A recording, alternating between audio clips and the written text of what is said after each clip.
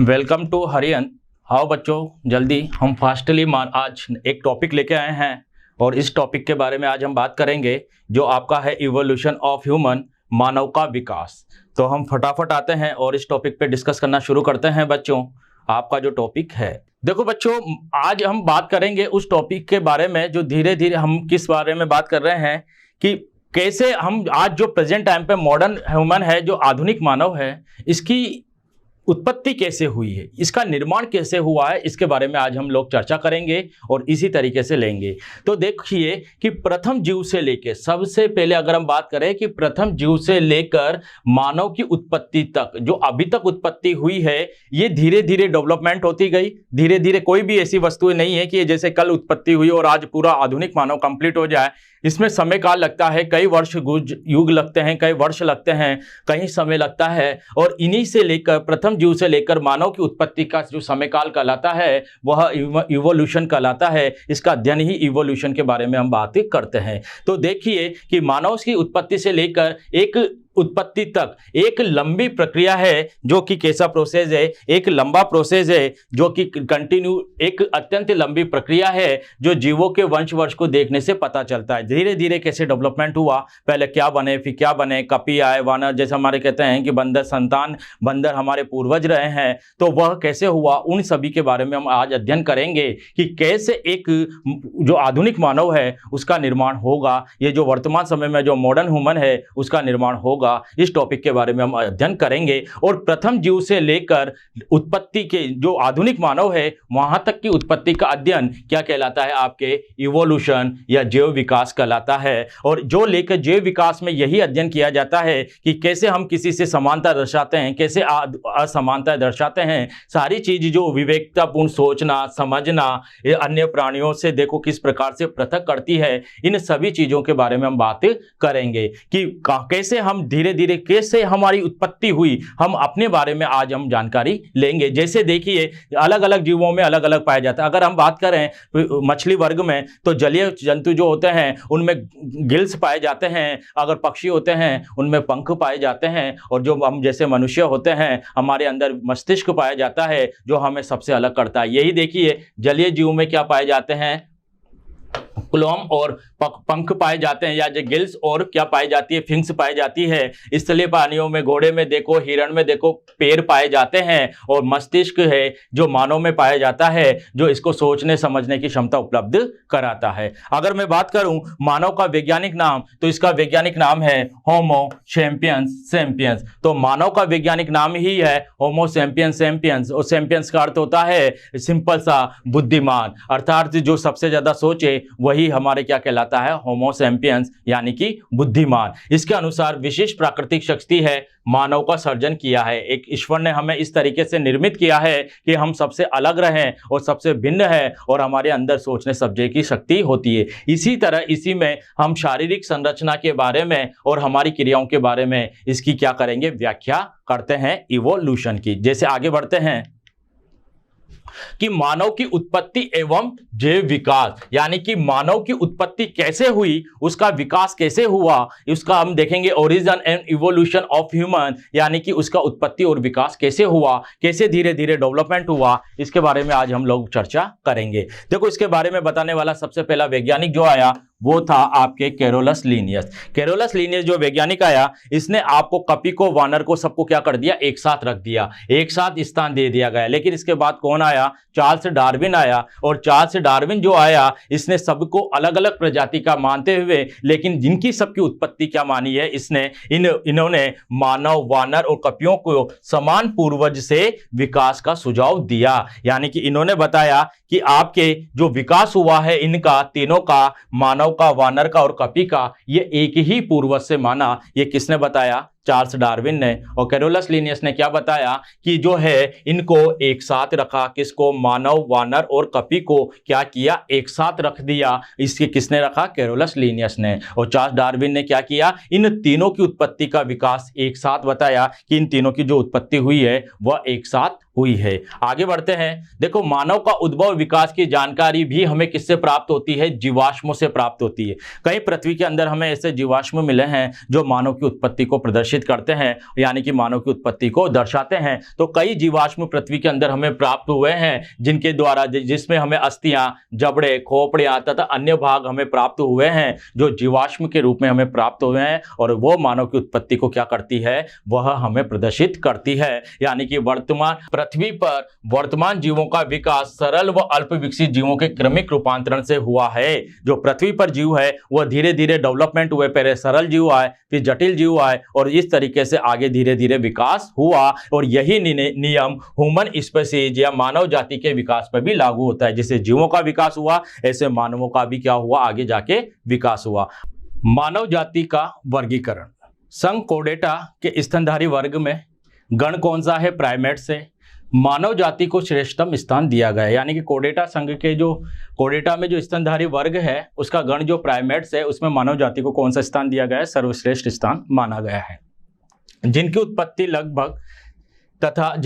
तथा जैव विकास 770 से 100 मिलियन वर्ष पूर्व हुआ।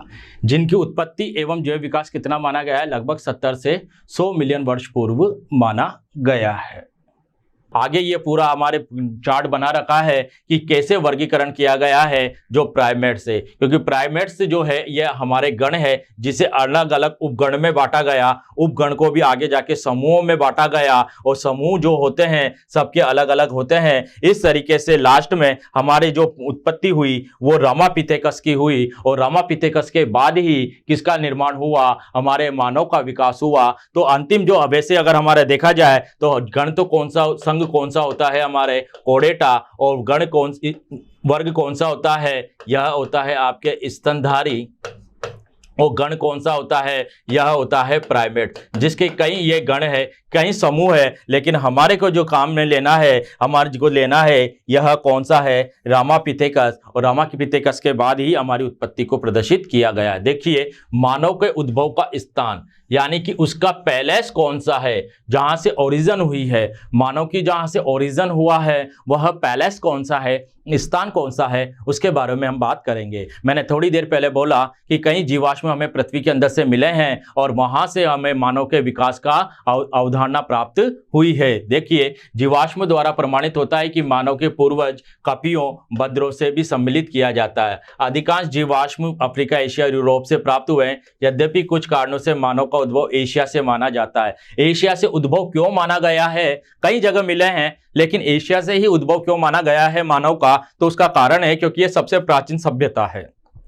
कैसी सभ्यता है यह, सबसे प्राचीन सभ्यता है, सबसे पूर्ण सभ्यता है, और एशिया की सबसे पहले आने वाली सभ्यता है। इसलिए इसका ज्यादा से ज्यादा हमें जीवाश्म कहां से मिले, एशिया से मिले। एशिया में पालतू जंतुओं, फसलीय पादपों की भी उत्पत्ति मानी जाती है, क्योंकि हमारे यहाँ सबसे ज्यादा पालतू जंतु होते हैं, और इस तरह फसलें जो होती है उनको भी ज्यादा से ज्यादा हमारे यहाँ उत्पत्ति मानी जाती है। आगे बात करें और क्या कारण है कि एशिया में सबसे ज्यादा जीवाश्म मिले, तो जंतु जातियों का क्या होता है, यहाँ पर स्थानांतरण होता है। एक जंतु एक अलग अलग स्थानों से स्थानांतरित होते हैं। और जब मानव जो देखा जाए, जो सबसे पुराना मानव है, उस पुरातन मानव की उत्पत्ति किसके जीवाश्म कहाँ से ढूंढा गया, जावा से ढूंढा गया। तो पुरातन मानव का जो जीवाश्म है वो कहां से प्राप्त हुए हैं, जावा से और चीन से प्राप्त हुए हैं। लेकिन ज्यादातर किससे प्राप्त हुए हैं, सबसे पहले जावा से, उसके बाद हमें जीवाश्म कहां से प्राप्त हुए, चीन से। और ये सब किसके भाग है, एशिया के ही भाग है। इसलिए हम सबसे पहला उत्पत्ति यानी कि जीवाश्म जो सबसे पहले प्राप्त हुआ वो कहां से माना गया, वह एशिया से माना गया। कुछ समय एशिया की जलवायु और मानव के उद्भव के लिए अनुकूल थी, क्योंकि सबसे ज्यादा अनुकूलन जलवायु भी कहां था, एशिया में ही था, और वहीं पे मानव की उत्पत्ति का कारण माना गया है। आगे अगर हम बात करें कि मानव के उद्भव की देख ली उत्पत्ति कैसे हुई, तो उसका समय कैसा था। अब हम देखेंगे टाइम, यानी कि time of origin of human, यानी कि मानव का जो समय काल था वह कैसा रहा, इसके बारे में हम लोग बात करते हैं। तो मानव का उद्भव का हमेशा विवादों में रहा है। यह माना गया है कि अलग अलग उत्पत्ति बनाते हैं, कोई कार्बनिक पदार्थ से बताता है, कोई एक कोशिका से बताता है, कोई कहा है कि ऊपर से आए हुए हैं प्रथम जीव, तो अलग अलग उत्पत्तियां बताते हैं। लेकिन यह एक विवाद वाला स्पद रहा है विषय। लेकिन रामापिथेकस की खोज के पहले यह धारणा थी कि मानव का विकास लगभग 50 लाख वर्ष पुराना है। यानी कितना माना गया है रामापिथेकस। जब तक रामापिथेकस नहीं हुए उससे पहले माना जाता था कि मानव का उद्भव लगभग 50 लाख वर्ष पुराना है, लेकिन जैसे जैसे रामापिथेकस की खोज हुई उसके बाद माना गया कि मानव का विकास संभवतः 1 करोड़ 30 लाख वर्ष पूर्व हुआ है। पहले 50 लाख माना जाता था, लेकिन रामापिथेकस की खोज के बाद यह माना गया है कि इसका जो जीवन काल है 1 करोड़ 30 लाख वर्ष पूर्व, यानी कि मध्य नूतन युग या अंतिम काल या अति नूतन युग के प्रारंभ से शुरू हुआ। ये अलग अलग नाम है कि उसका शुरुआत कहां से हुई, मानव का उद्भव कहां से हुआ, या तो मध्य नूतन वर्ग या अंतिम काल या अति नूतन, अंतिम काल को अति नूतन भी बोलते हैं, तो या मीजोसिंस या पेलियोसिंस, ये दो ऐसे काल है जहां से मानव की उत्पत्ति को माना जाता है। आगे देखते हैं, ये तो शुरुआत हुई। अब इसके क्या क्या लक्षण है कि मेन इवोल्यूशन क्या है, क्या कैरेक्टर है कि ये जो मानव की उत्पत्ति को धीरे धीरे हम लोग कि किस लक्षण में ये प्रकट होते हैं, इसके बारे में हम लोग चर्चा करते हैं। विकास देखते हैं। विकास के अंतर्गत कुछ विशेष लक्षण मानव की कपियों से अलग रखते थे। माना जाता है हम कपियों के समान है, लेकिन कुछ लक्षण हम समानता भी दर्शाते थे कपियों से, क्योंकि हमारे पूर्वज माने जाते हैं वानर और कपि, तो कुछ तो समानता भी दर्शाते थे, कुछ असमानताएं भी दर्शाते थे। तो उसी के आधार पर अगर हम बात करें तो प्राथमिकता के आधार पर कुछ पॉइंट्स दे रखे हैं कि हम कैसे समानता और कैसे असमानता दर्शाते हैं। जैसे हम बात करें बाइपेंडल, यानी कि हम बात करें द्विपद चलन, यानी कि हमारे पैर जो होते हैं वह हम कपि से बिल्कुल अर्थ है। देखो, एक मानव ऐसा जंतु है जो भूमि पर अपने दोनों पैरों की सहायता से चलता है, अर्थात हम कैसे हैं, द्विपदचारी है, दोनों पैरों से हम गति करते हैं, अर्थात हम कैसे हैं, द्विपदचारी है। जबकि आधुनिक कपि जो था वह वृक्षाशयी था, अभी भी वृक्षाशयी है, और वह क्या होता है, उसके जो आगे के पैर है वही आप देखना, कपि जो होता है झुका हुआ होता है, उसके आगे के पैर ही कार्य करते हैं, बाकी वो दोनों पैर नहीं चल सकता। तो देखो ये वृक्षाशयी है। मानव में द्विपद चलन के फलस्वरूप अग्रपाद विभिन्न कार्यों के लिए मुक्त हो गए हैं, जबकि वह वृक्ष पे आधारित है, अभी तक भी झुक के चलता है।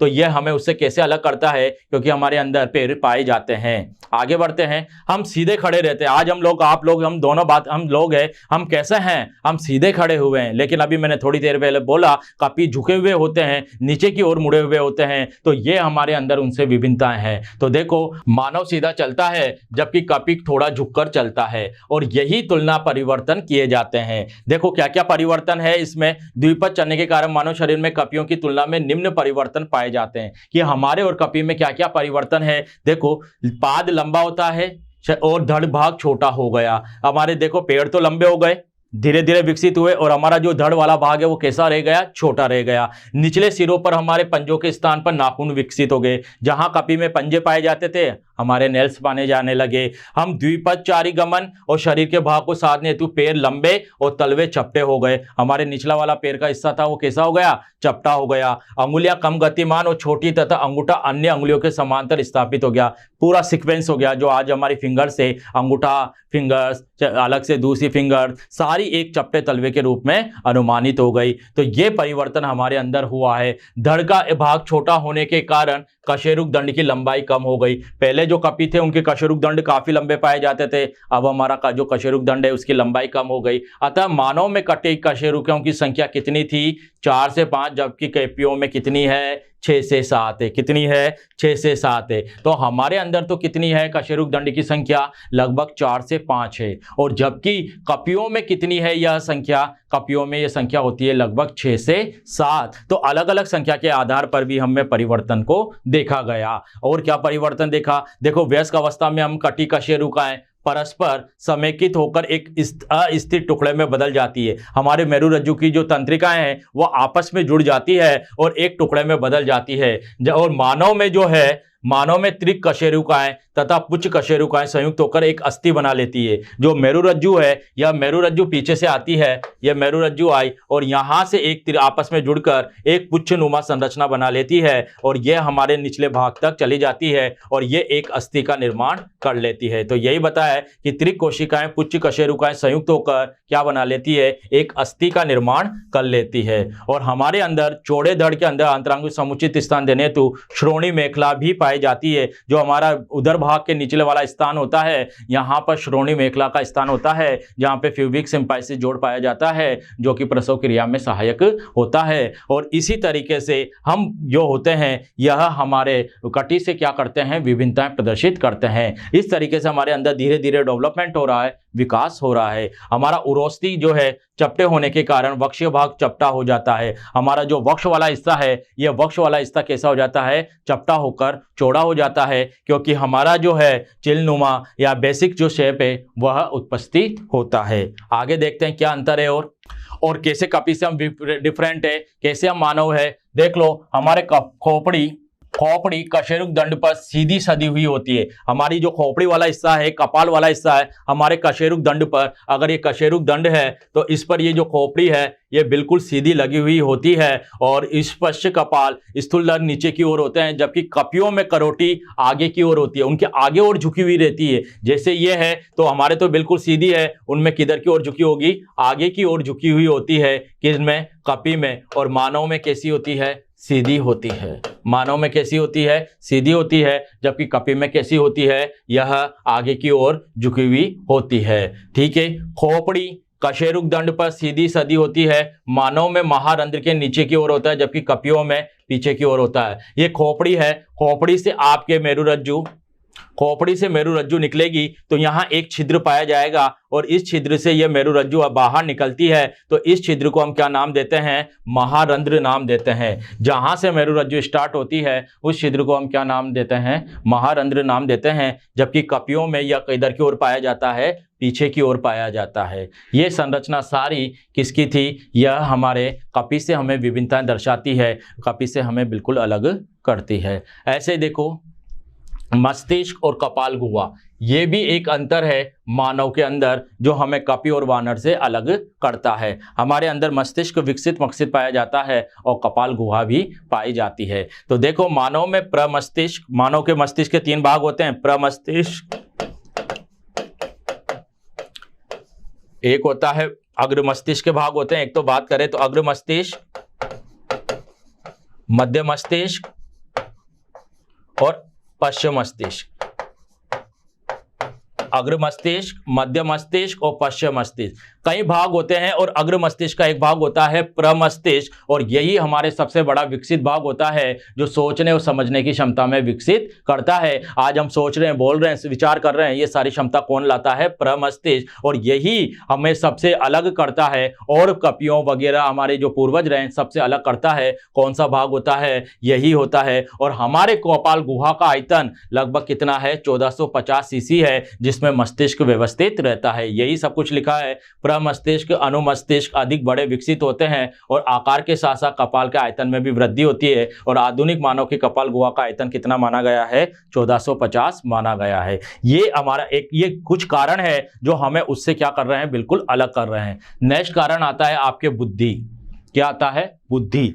तो नेक्स्ट कारण आपके आता है इसमें बुद्धि, जो हमें हमारे अंदर है वह देखते हैं। तो देखते हैं, ये 2 कारक हो गए हमारे, मस्तिष्क हो गया, कपाल हो गया। अब नेक्स्ट आता है इंटेलिजेंट। देखो, हम काफी आधुनिक मानव है। आज हमारे सोचने विचार करने की, आप देखो, आप आज हम लोग डिजिटल पढ़ रहे हैं, हम ऑनलाइन स्टडी कर रहे हैं, तो हम कितने डेवलपमेंट हो चुके हैं। तो हमारे अंदर बुद्धि वैसे ही ज्यादा डेवलप हो चुकी है, जो हमें उन तुलना में उन लोगों से बिल्कुल डिफरेंट करती है, उनसे अलग करती है। तो यही लिखा हुआ है कि मानव प्रमस्तिष्क में अधिक विकसित होने के कारण गुण चिंतन एंड प्लानिंग और लॉजिकल सिलेबिक स्पीच, यानी कि बिना स्पीच से बोलना और कई मुद्राओं, भावों को, फीलिंग को समझना, ये सब कुछ हमें धीरे धीरे डेवलप हुआ है। और यही बुद्धि हमें अन्य जीवों से अलग करती है। और सबसे मोस्ट जो कारक होता है, इंपॉर्टेंट कारक माना गया है, वो इसी कारक को माना गया है, क्योंकि बुद्धि ही हमें सबसे मेन कारक है जो सबसे अलग करती है। आगे नेक्स्ट कारक देखते हैं, हमारा फेस। हम कितने अलग दिखते हैं, कपी में और हम में अलग अलग डिफरेंस होता है। हम कितने अलग प्रकार से, हमारे जो फेस का जो चेहरा है, हमारे जो चेहरा है वो बिल्कुल सिस्टमेटिक है, जबकि कपी का जो चेहरा है वो बिल्कुल अलग है। और वही हमें अलग करता है कि वो कपी से हम किस तरीके से अलग है। तो क्या क्या होता है हमारे चेहरे में, देखो, जो हमारे आगे की ओर जबड़े रहते हैं, हमारे चेहरे पर जो है वो जबड़े हुए निकले हुए रहते हैं। और इसी प्रकार का जो चेहरा होता है जहाँ जबड़े पाए जाते हैं, वह कौन सा कहलाता है, ऑर्थोगोनेटस कहलाता है। ऑर्थोगोनेटस जो होता है, यह कौन सा चेहरा होता है, जो सीधा चेहरा होता है, बिल्कुल सीधा दिखता है, उभरा हुआ नहीं हो, वह चेहरा कौन सा कहलाता है, ऑर्थोगोनेटस चेहरा कहलाता है। और कपी का चेहरा कैसा होता है, थूथन, प्रोगेनेथस कहलाता है। बाहर थूथन निकला हुआ होता है। कपी देखना, बंदर देखना, उसका चेहरा बाहर निकला हुआ होता है, तो वह क्रिया, वो चेहरा कैसा कहलाता है? थूथन कहलाता है। और इस प्रकार को चेहरे को प्रोगनेथस कहते हैं। जो सीधा चेहरा होता है उसको ऑर्गेनेथस कहते हैं, और जो उभरा हुआ चेहरा होता है उसको प्रोगनेथस कहते हैं। और हमारे कपी में हमारे अंदर टोढ़ी पाई जाती है, जबकि कपी में क्या होती है? यह अनुपस्थित होती है। हमारे अंदर टोढ़ी पाई जाती है, जबकि कपी में क्या होती है मेरे बच्चों? यह अनुपस्थित होती है। यानी कि मानव में सीमिनियन सेल्फ अनुपस्थित होता है, जबकि कपियों में क्या होता है? यह पाया जाता है। हम तुलना किससे कर रहे हैं? मानव की और कपियों की। मानव में कपाल गुहा का आयतन बढ़ाने से चेहरे और माथे का विकास हुआ। हमारा चेहरा भी है और माथे का भी है, क्योंकि कपाल गुहा का जैसे आयतन बढ़ा, चेहरे और माथे का विकास हो गया। ठोड़ी व बोहें उभर कर आने लगी, और बोहें का उभार पहले अधिक थे, लेकिन जो बाद में थे वो धीरे धीरे कैसे हो गए? कम हो गए। तो इस तरीके से हम धीरे धीरे डेवलपमेंट हो रहे हैं, और हमारे जो पूर्वज वानर कपी माने जाते थे उनसे हम डिफरेंट्स हो रहे हैं, यानी कि विकसित हो रहे हैं। ये 5वां कारण हुआ जिससे हम कपी से अलग थे। छठा कारण है हमारे तीर्थ। मानव में जो हमारे तीर्थ होते हैं वह 3 प्रकार के होते हैं। गर्त दंती, गड्ढे में धसे हुए। विषम दंती, 2 बार आने वाले और अलग प्रकार, गर्त दंती गड्ढे में धसे हुए। विषम दंती अलग अलग प्रकार के होते हैं, इंसाइजर, कैनाइन, प्रीमोलर, मोलर, और इसके अलावा द्विबार दंती यानी कि 2 बार आते हैं। तो ये सारी संख्या हमारे अंदर जो होती है 32 होती है दांतों की संख्या, जबकि वो जो होते हैं कपियों में इनकी संख्या अलग होती है। हमारे अंदर मैंने बोला इंसाइजर होते हैं, कैनाइन होते हैं, प्रीमोलर होते हैं और मोलर होते हैं। ये 4 प्रकार के हमारे अंदर दांत पाए जाते हैं, इंसाइजर, कैनाइन, प्रीमोलर और मोलर। ये 4 प्रकार के हमारे तीत पाए जाते हैं, जिनकी संख्या होती है 32। हमारे जो दांत होते हैं गड्ढे में धसे हुए होते हैं, इसलिए हम कैसे कहते हैं उनको गर्त दंती भी कहते हैं। और जो धसे होने के कारण इनके चारों ओर एक आवरण पाया जाता है, सीमेंट पाया जाता है, और इस सीमेंट को हम क्या नाम देते हैं? डायस्टेमस कहते हैं। लगभग अवकाश जो होता है उसको बंद पाया कर दिया जाता है, उसको डायस्टेमा कहते हैं। इंसाइजर जो रदनक दांत होते हैं ये बाहर की ओर निकले होते हैं, दांतों के बराबर होते हैं। कपियों में ये आकार में बड़े थे, क्योंकि वो क्या करते थे? चीरने, कुतरने, चीरने, फाड़ने का काम करते थे, इसलिए उनके दांत कैसे हो गए? आकार में बड़े हो गए। लेकिन हमारे तीत जो होते हैं आकार में छोटे होते हैं। यानी कि हमारे कितने प्रकार के तीत पाए जाते हैं? इंसाइजर, कैनाइन, प्रीमोलर और मोलर, 4 प्रकार के दांत पाए हमारे अंदर जाते हैं। तो जो हमारे 32 दांत होते हैं ये अलग अलग होते हैं। जो सर्वाहारी होते हैं वो नॉर्मल दांत होते हैं। जो मांसाहारी होते हैं उनके चीरने फाड़ने वाले दांत होते हैं। जो कैनाइन होते हैं वो नुकीले होते हैं, क्योंकि वो मांस खाने का कार्य करते हैं। इंसाइजर जो दांत होते हैं वो कुतरने का कार्य करते हैं। तो इस तरीके से हम दांतों की अपेक्षा भी कपियों से क्या थे? भिन्न थे। 7वां कारण था हमारे अंदर बायनोकुलर यानी कि द्विदृष्टि पाई जाती है। हमारे 2 नेत्र पाए जाते हैं जो बिल्कुल सीधे होते हैं। देखो यह हमारे बड़े और सामने की ओर होते हैं जो नेत्र होते हैं, जबकि तथा त्रिविम दृष्टि होती है। जबकि हमारी दृष्टि कैसी होती है? द्विनेत्र और त्रिविम दृष्टि नेत्र होते हैं, अर्थात दोनों नेत्र एक साथ एक वस्तु को देख सकते हैं। आज मैं दोनों सामने देख रहा हूं तो दोनों नेत्रों का यूज कर रहा हूं, अर्थात हमारे जो नेत्र होते हैं वह एक साथ कार्य कर सकते हैं, दोनों नेत्रों को एक साथ देख सकते हैं। जबकि और व्यक्ति जो पशु वगैरह होते हैं जिस साइड एक नेत्री होते हैं, जिस साइड घूमते हैं उधर का ही उनको दृश्य दिखाई देता है। हमारी नेत्र में रेटिना भी पाया जाता है, जो प्रकाश संवेदी कोशिकाओं, शलाकाओं और शल्काओं से मिलकर बना होता है। यह शलाका और शल्का हमें दिन और रात्रि का क्या कराती है? अध्ययन कराती है। गर्दन हमारी जो होती है लचीली होती है, जिन्हें हम चारों ओर घुमा सकते हैं। ये जितना भी हम लोग बात कर रहे हैं बच्चों, अध्ययन कर रहे हैं, इन सभी को हम किस लिए कर रहे हैं? ये सभी क्या कारण है? यह हमें कपि से या वानर से भिन्नता प्रदर्शित करते हैं। आगे बात करें बच्चों घ्राण शक्ति व श्रवण शक्ति। मानव में घ्राण संवेदना की अवनति हुई है। नाक का आकार छोटा तथा नासा छिद्र नीचे की ओर हो गए हैं। कर्ण विकसित हुए हैं तथा कर्ण पल्लव का आकार भी कैसा हो गया है? कम हो गया है। इस तरीके से यह हमें परिवर्तन देखने को मिलता है, और इस तरीके से हम आधुनिक मानव की ओर धीरे धीरे बढ़ने लगे। कपि जो था, वानर जो थे, वह किसी भी वस्तु को उठाने में सक्षम नहीं थे। ये सब डिफरेंट है, अंतर है कि कपी से हम किस तरीके से डिफरेंट रखते हैं, उन चीज़ों के बारे में हम लोग बात कर रहे हैं। कपी जो था वस्तुओं को पकड़ने में क्षमता नहीं थी, लेकिन हमारे अंदर वस्तुओं को पकड़ने के लिए हमारे हाथ पाए जाते हैं। हमारे हाथ में कलाई होती है, कलाई में हथेली आगे पीछे या ऊपर नीचे घुमाने की क्षमता होती है, बड़ी बड़ी लंबी उंगलियां होती है जो गतिशील करती है, जो गतियां भी करती है इस तरीके से, और अंगूठे के सम्मुख होती है, यानी कि 90 डिग्री अंगूठा, और ये देखो हमारे 90 डिग्री कोण पर होता है, और इसी तरीके से किसी भी वस्तु को उठाने में सक्षम होते हैं। तो धीरे धीरे हमारे किसी भी वस्तु को उठाने का विकास हुआ। जो 10th जो आता है, 10वां कारण आता है, यह सबसे इंपॉर्टेंट कारण है। क्यों कारण है? क्योंकि कपी और वानर की अपेक्षा जो आधुनिक मानव है, जो मानव है, उसकी जनन क्षमता में भी क्या हुई है? वृद्धि हुई है, यानी कि उसकी जनन क्षमता भी क्या हुई है? धीरे धीरे बढ़ी है। कैसे? देखो, क्रम में प्रजनन दर कम हुई है, मानव विकास के क्रम में प्रजनन दर कम हुई है, लेकिन अगर हम बात करें एक बार में प्राय एक ही बच्चे की उत्पत्ति होने लगी। मतलब एक बार में कितने बच्चे की उत्पत्ति हुई है? केवल एक ही बच्चे की उत्पत्ति हुई है। स्त्रियों में एमसी पीरियड जो होते हैं, मैच्योर साइकिल है, वो आने लगा। युग्मक जनन का होना आदि मानव के लिए विकासीय लक्षण है। इसी अतिरिक्त उद्ध विकास के लक्षणों में एकल विवाह, भ्रूणीय विकास काल, बाल्य अवस्था, शिशु के पालन पोषण काल में भी वृद्धि आदि सम्मिलित है। यानी कपियों की तुलना में हमें ये धीरे धीरे डेवलपमेंट हुआ है कि हमें जनन क्षमता में बढ़ी हुई है, हम एक समय में एक ही संतान को जन्म दे सकते हैं, वो हो रहा है। हमारे भ्रूणीय विकास धीरे धीरे बढ़ा है, बाल्य अवस्था बढ़ी है, और शिशुओं को लालन पालन करने की क्षमता में भी वृद्धि हुई है। क्योंकि ये सब किसका कंट्रोलर है? यह सब कंट्रोलर है मस्तिष्क का, क्योंकि हमारा मस्तिष्क डेवलपमेंट हुआ है और धीरे धीरे इन क्रियाओं का भी डेवलप हुआ है। आगे बढ़ते हैं। 11वां पॉइंट, मतलब 11 पॉइंट, हम किस तरीके से हम उससे भिन्न है।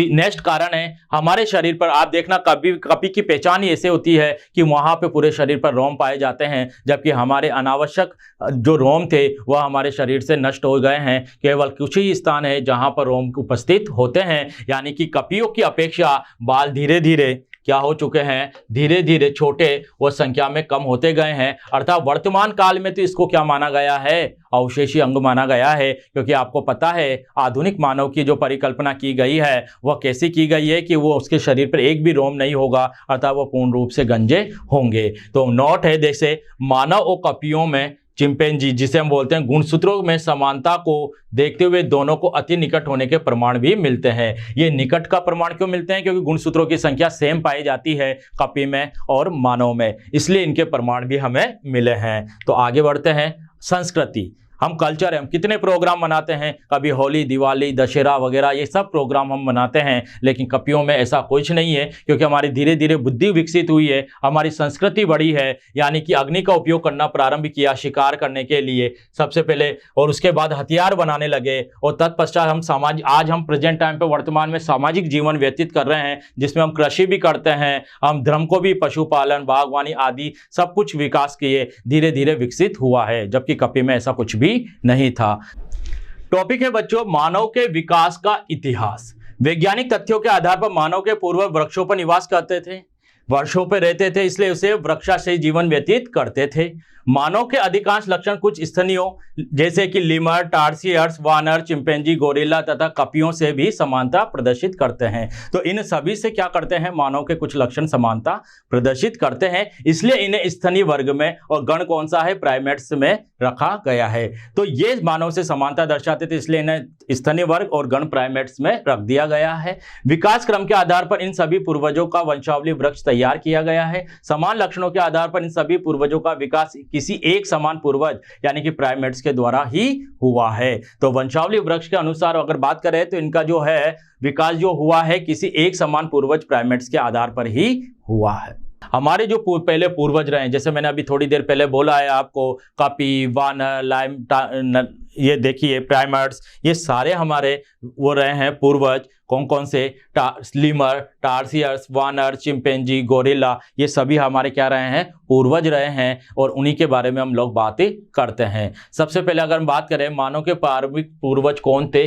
गजश्रूज सबसे पहले यही रहा। एलिफेंट श्रू जो हमारे सबसे पहला पूर्वज उत्पत्ति मानी गई, वह सबसे पहले यही था। मानव के सर्वोत्तम पूर्वज वे थे, यानी कि सबसे पहले जो मानव का पूर्वज था वह कौन था? वह गजश्रूज था, जिनसे किसका विकास हुआ? प्राइमेट्स का विकास हुआ। किसका विकास हुआ?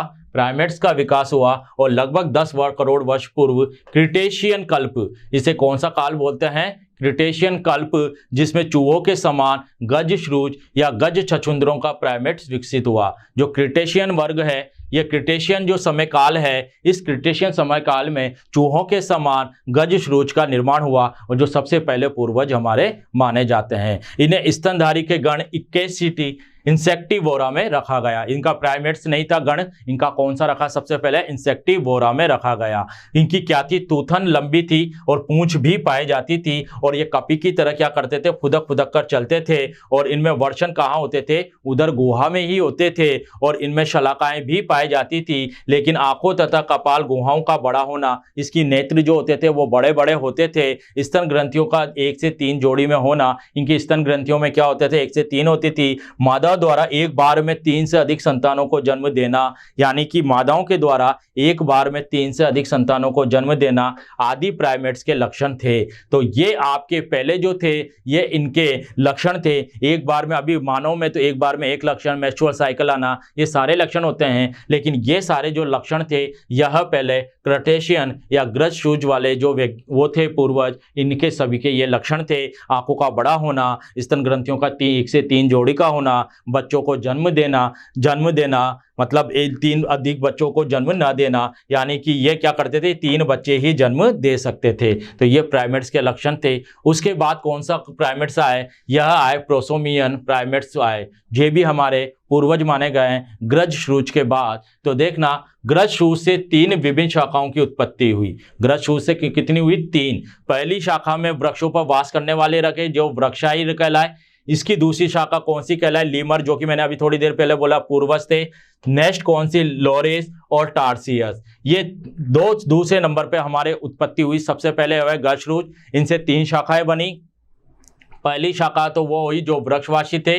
दूसरी शाखा में लीमर, लोरिस और टॉर्सियस आए। और तीसरी शाखा जो थी, उसमें मानवकार पूर्वजों का विकास हुआ, जिसे हम प्रोसिमियन प्राइमेट्स के नाम से जाते हैं। इन तीनों को अगर संयुक्त कर लें, तो इन तीनों को संयुक्त करने पर कौन से पूर्वज कहलाएंगे? या प्रोसिमियन प्राइमेट्स कहलाएंगे। अर्थात कौन कौन से? पहला तो था ये वृक्षाशयी, दूसरा था लीमर, लोरिस और टॉर्सियस, और तीसरा था प्रोसोमियम। ये तीसरा आपके कौन से थे? मानवाकार पूर्वज। इन तीनों को जब संयुक्त रूप से कर दिया गया, तो वह कौन से कहलाए? प्रोसिमियन प्राइमेट्स कहलाते हैं। तो इस तरीके से धीरे धीरे विकसित होते गए। उसके बाद आगे की ओर बढ़े। गज श्रूज से मानव विकास का क्रम चल रहा था। आपकी शुरुआत प्राइमेट्स से थे, गज श्रूज से शुरू हुई और वृक्षावयी जीवन की तरफ बढ़ा, और जिससे पेलोसियन युग का प्रारंभ हो गया। पेलोसियन युग आया, क्रस्टेशियन युग आया, उसके बाद कौन सा युग आया? पेलोसियन युग आया। और इसमें इन वृक्षावयी श्रूजों का विकास हुआ और गज श्रूज से विकसित प्राइमेट्स अधिक लक्षणों को प्रदर्शन किया, यानी धीरे धीरे डेवलपमेंट हुआ। कौन सा युग आ गया था? अब पेलियोसिन युग आ गया था। इसमें मानव का धीरे धीरे विकास होने लगा, धीरे धीरे विकसित होने लगे, और विकसित होते होते प्राइमेट्स के लक्षणों का नए नए लक्षण प्रकट होने लगे। क्या क्या थे? वर्षण कोश बन चुके थे, हमारे वर्षण कोश बन चुके थे, और नेत्रों में शलाकाएं और शंकु दोनों पाए गए थे। पादप भी थे जो अविकसित थे, निर्मित तो हो गए थे लेकिन अविकसित थे। पंजों की सहायता से पेड़ों पर चढ़ने लगे थे। और इसके अतिरिक्त संवेदी अंग नूतन का छोटा होना, जो चेहरा है वह दबने लगा था और आकार में छोटा होने लगा था। नेत्र थे वो सामने की ओर स्थित होने लगे थे। आदि लक्षणों का विकास हुआ। तो ये जो क्रस्टेशियन काल है, उसके बाद पेलियोसिन का युग आया, उसमें धीरे धीरे विकसित होने लगे, और इसे भी कौन से गण में रखा गया? इंसेक्टिवोरा गण में अभी वहीं के वहीं रखा गया। किसको? वृक्षावयी श्रूज को। लेकिन ये प्रथम प्राइमेट्स माने गए। इन्हें ये जो आए, इन्हें कौन से प्राइमेट्स माना?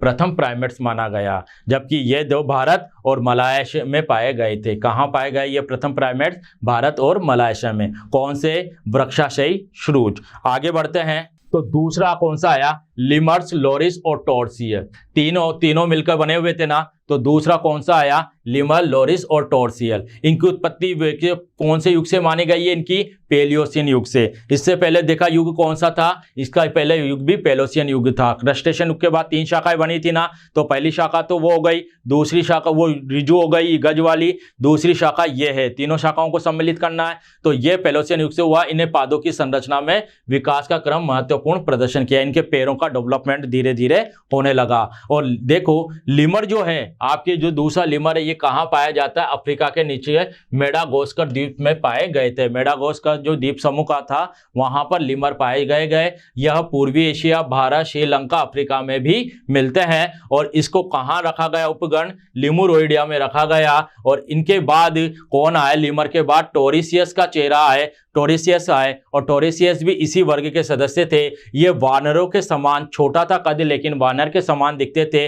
180 डिग्री के कोण पर घुमाई जा सकती थी। इनकी जो गर्दन होती थी वह 180 डिग्री कोण पर इस तरीके से, आपके 360 पे तो नहीं, लगभग 180 डिग्री कोण पे घुमाई जा सकती थी। इनके शरीर पर बालों की संख्या कम होने लगी, नेत्र बड़े होने लगे, थूथन और नाक का आकार भी कैसा होने लगा, छोटा होने लगा। दूसरी और तीसरी उंगली को छोड़कर सेब पर नखर थे, यानी दूसरी और तीसरी फिंगर जो थी उस पर नखर नहीं थे, नाखून नहीं थे, बाकी सब पे नाखून थे। इस तरीके से लेमर्स और लोलिस से अधिक विकसित लक्षण युक्त थे। और इसके बाद वर्तमान युग में टोर्सियस ने केवल एक प्रजाति, टोर्सियस साइरिक्टा, यानी टोर्सियस साइरिक्टा जो प्रजाति है यह वर्तमान में मानी जाती है। यानी कि इस केवल एक प्रजाति है जो फिलीपींस और इंडोनेशिया में पाई गई। अभी कहाँ पाई गई है, फिलीपींस और इंडोनेशिया में, जबकि वो प्रजातियां भारत और जमल में पाई गई, लेकिन ये फिलीपींस और इंडोनेशिया में पाई जाती है। विकसित गुणों के आधार पर लिमर्स, जो 3 शाखाओं की दूसरी शाखा थी, ये लिमर्स, लोरिस और मानवाकार पूर्वजों के मध्य की कड़ी कहा जाता है। तो लिमर्स और लोरिस तथा मानवाकार के पूर्वजों की मध्य की कड़ी किसे कहा गया है, इनको कहा गया है लिमर को। आगे बात करते हैं। अब ये तीसरे पूर्वज आ गए। मैंने कहा 3 शाखाएं विभाजित हुई थी। पहली थी आपके वो जो फर्स्ट नंबर की थी वो रिजु वाली, दूसरी थी लिमर्स वाली, और तीसरी थी मानवाकार पूर्वज। इन तीनों को एक साथ मिलाया गया। अब मानवाकार पूर्वज में किस किस को रखा गया, वानर, कपि और मानव। ये तीनों को किस में रखा गया है, आपके मानव के पूर्वज में रखा गया है, क्योंकि यह पूर्वज है। और इनको किस उपगण में बांट दिया गया, एंथ्रोपोइडिया गुण में बांट दिया गया। अब इसमें पहला वंश हम कौन सी बात करेंगे, वानर वंश। कौन से वंश की बात करेंगे, वानर वंश। वानर वंश के जो युग था वो किस युग में पाए गए थे, एक तो पेलियोसिन तथा इनोसिन में, और प्रोसिमियन प्राइमेट्स का अस्तित्व रहा। यानी कि पेलियोसिन और इयोसिन जो युग था इसमें प्रोसिमियन प्राइमेट्स का अस्तित्व रहा। और इयोसिन युग में अंतिम चरण में इनमें 2 दिशाओं में द्विनेत्री दृष्टि आ गई। यानी कि इयोसिन जो युग था उसमें व्यक्ति में, मानव में कैसी दृष्टि उत्पन्न हो गई, द्विनेत्री दृष्टि हो गई। और अधिक बुद्धिमान वानर कैसे हो गए, प्रजातियों का विकास हुआ। यानी धीरे धीरे वानर बढ़ने लगे, 2 नेत्र होने लगे और बुद्धिमान भी होने लगे। आगे की ओर बात करें, ये वहाँ की पूरी दुनिया के वो लक्षण थे कि किसमें क्या क्या विकसित हुए। जैसे नाक थी वह कैसे दक्षिण अमेरिका, उत्तरी अमेरिका में कैसी थी, अफ्रीका के लोगों की कैसी थी, कर्ण पल्लव कैसे थे, ये सब हमने देखे। कर्ण पल्लव बड़े थे, यहाँ छोटे होने लगे। ये धीरे धीरे अंगुलियां थी, इनमें चेंजिंग आने लगी। पूंछ थी, वह धीरे धीरे छोटी और वस्तुओं को पकड़ने में अक्षम होने लगी। यानी कि ये दोनों पुरानी दुनिया के वानर थे और ये नई दुनिया के वानर है हमारे यहाँ भी। तो ये इन्हीं से ही तो इन्हें कन्वर्ट हुआ है। लेकिन वानर के बारे में हम देखें तो ये हमारी पहले थे, ये सारी वही प्रोसेस थे। अब पुरानी दुनिया के वानर जो थे, पुरानी दुनिया के वानर के लक्षण कपियों, मानव जाति के लक्षणों से मिलते थे। यानी कि पुरानी लक्षण कपियों और मानव, तभी तो हमसे कहते हैं कि हमारे जो पूर्वज है वह कैसे हैं, वानर हैं। क्यों, क्योंकि हमारे जो गुण है वह कपि वानर से मिलते जुलते हैं। देखो वानरों के लक्षण कपियों से और मानव जाति के लक्षणों से मिलते जुलते हैं, इसलिए वानर मानव के विकासीय शाखा के पूर्वज माने जाते हैं। हमारे पूर्वज कौन माने जाते हैं, यह वानर ही माने जाते हैं। जैसे ओलिगोपिथेकस, सबसे पहले अगर हम बात करें, ओलिगोपिथेकस एक वर्ग था। बात करते हैं इसमें, यह 1961 में मिस्र के कैरो नगर के पास एक रेगिस्तानी गर्त में एक ओलियोसिन युग के आदि वानर का जीवाश्म मिला। तो वानर का जीवाश्म आपको कहाँ मिला था, यह आपको मिला था ओलियोसिन युग में, वो कहाँ पर मिला था? मिस्र में। कहाँ पर मिला? मिस्र में 1961 में। कौन से युग में? ओलिगोसिन युग में मिला। और किसका जीवाश्म में मिला? वानर का जीवाश्म में मिला। इसलिए इसका नाम ही क्या रख दिया गया? ओलिगोपिथेकस रख दिया गया। इसका नाम क्या रख दिया गया इस युग के आधार पर? ओलिगोपिथेकस। इससे कैटरहाइनी और हिमोनोइडिया के एक जातीय उद्विकास इतिहास का प्रमाण मिलता है। हमारे इतिहास का प्रमाण इससे भी प्राप्त होता है, हमारे इतिहास का प्रमाण इससे भी प्राप्त होता है। एक कैटरहाइनी और होमिनोइडिया जो है, यहाँ से भी हमारे इतिहास के प्रमाण मिलते हैं। मानव के समान 32 दांत थे। इनमें कितने दांत थे? 32 दांत थे। और जिनमें चर्वणक मोलर दांत जिसे बोलते हैं, जिसे अक्ल दाढ़ के पास होता है, और इसमें 4 उभार थे। और इनमें बुद्धि भी बहुत थी। ये वानर से धीरे धीरे डेवलपमेंट हुए जिनमें बुद्धिमत्ता ज्यादा आई। उसके बाद वानर के बाद दूसरा वंश आया। कौन सा वंश था? कपिवंश। वानर के बाद दूसरा वंश कौन सा आ गया बच्चों? कपिवंश आ गया। कपिवंश में क्या होने लगा? क्योंकि पहले तो वानर आए, अब वानर के बाद कौन आया? कपि आया। अब कपि में क्या होने लगा समझना। वर्तमान काल में गिब्बन, जो गिब्बन प्रजाति है, दक्षिण चीन और इंडो मलाय में पाई जाती है। गोरिल्ला, चिंपैंजी, ओरंग उटान, इधर से आपके आदि कपियों की कुछ श्रेणियां पाई जाती है। सब किसकी श्रेणियां हैं? कपियों की श्रेणियां हैं जो हमारे यहाँ पाई जाती है। गिब्बन का आकार में छोटे होते हैं। गिब्बन कैसे होते हैं? छोटे होते हैं, हल्के होते हैं और वृक्ष पर पाए जाते हैं। और शेष तीनों अर्थात गोरिल्ला, चिंपैंजी और ओरंग उटान जो ये है भारी शरीर वाले होते हैं तथा अर्धवृक्षाशयी होते हैं। ये वृक्ष पे पूर्ण रूप से नहीं पाए जाते हैं, ये अर्धवृक्षाशयी होते हैं। बाकी जो कपि होता है यह पूर्ण रूप से वृक्ष पर पाया जाता है। इनमें से चिंपैंजी मानव जाति के सबसे समीप है। हमारे से जो सबसे ज्यादा समानता दर्शाता है वह कौन दर्शाता है? चिंपैंजी। इसलिए गिब्बन आधुनिक कपि, गिब्बन को हम क्या नाम देते हैं? आधुनिक कपि। जबकि गोरिल्ला, ओरंग उटान तथा चिंपैंजी को विशाल कपि कहते हैं। गिब्बन को कौन सा कपि कहते हैं? आधुनिक कपि। और बाकी शेष को कौन सा कपि कहते हैं? विशाल कपि कहते हैं। आधुनिक और विशाल दोनों प्रकार के कपि मानव उसके प्रत्यक्ष पूर्वजों के साथ महावर्ग किसमें बढ़ा दिया? होमिनोइडिया में स्थान दिया गया। यानी कि आधुनिक कपि को और विशाल कपि को समानता दर्शाने के लिए इसे कहाँ वर्ग में डाल दिया गया? आपके यह हिमोनोइडिया वर्ग में रख दिया गया, ताकि जिससे क्या हुआ, यह इनसे ज्यादा से ज्यादा समानता प्रदर्शित करने लगे।